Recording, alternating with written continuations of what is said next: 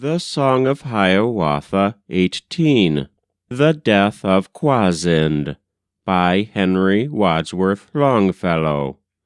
Read by Frank Blissett. Far and wide among the nations spread the name and fame of Kwasind. No man dared to strive with Kwasind, no man could compete with Kwasind.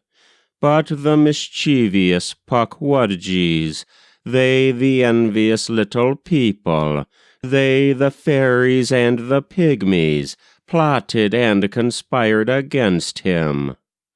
"If this hateful Kwasind," said they, "if this great outrageous fellow goes on thus a little longer, tearing everything he touches, rending everything to pieces, filling all the world with wonder, what becomes of the Pukwudgies?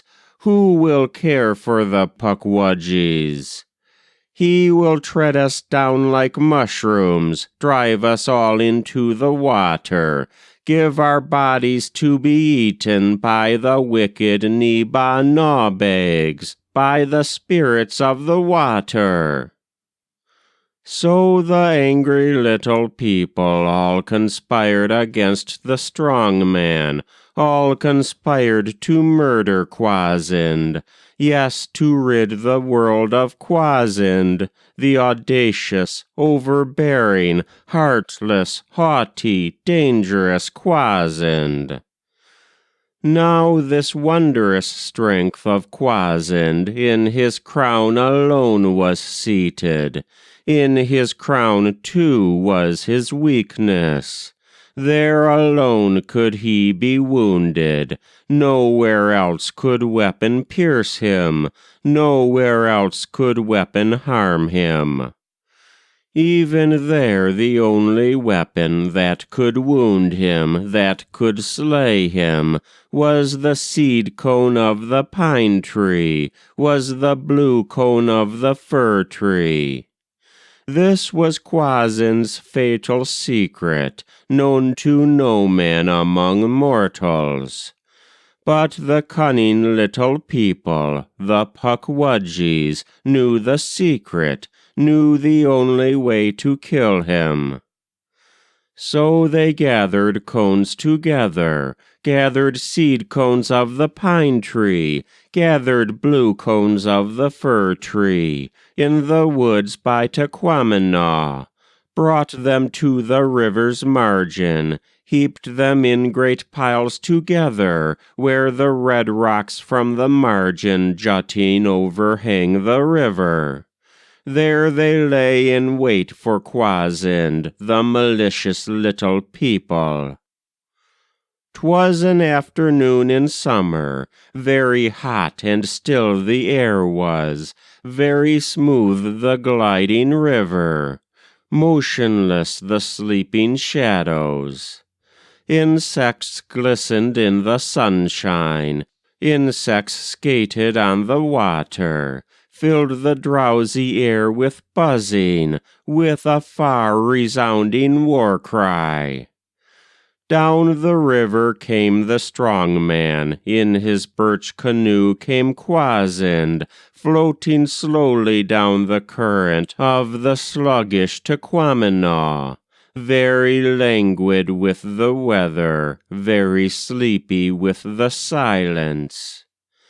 From the overhanging branches, from the tassels of the birch trees, soft the spirit of sleep descended, by his airy hosts surrounded, his invisible attendants, came the spirit of sleep, Nepawin, like a burnished Dushquonishi, like a dragonfly he hovered o'er the drowsy head of Kwasind.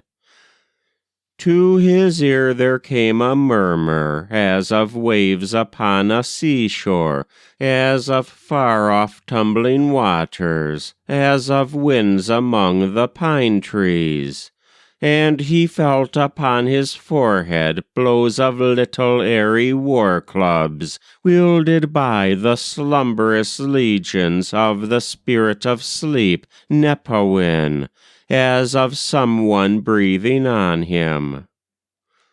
At the first blow of their war-clubs fell a drowsiness on Kwasind.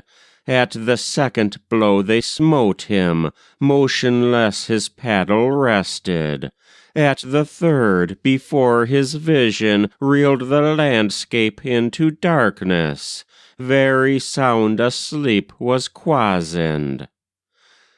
So he floated down the river, like a blind man seated upright, floated down the Tequamenaw, underneath the trembling birch trees, underneath the wooded headlands, underneath the war encampment of the Pygmies, the Pukwudgies.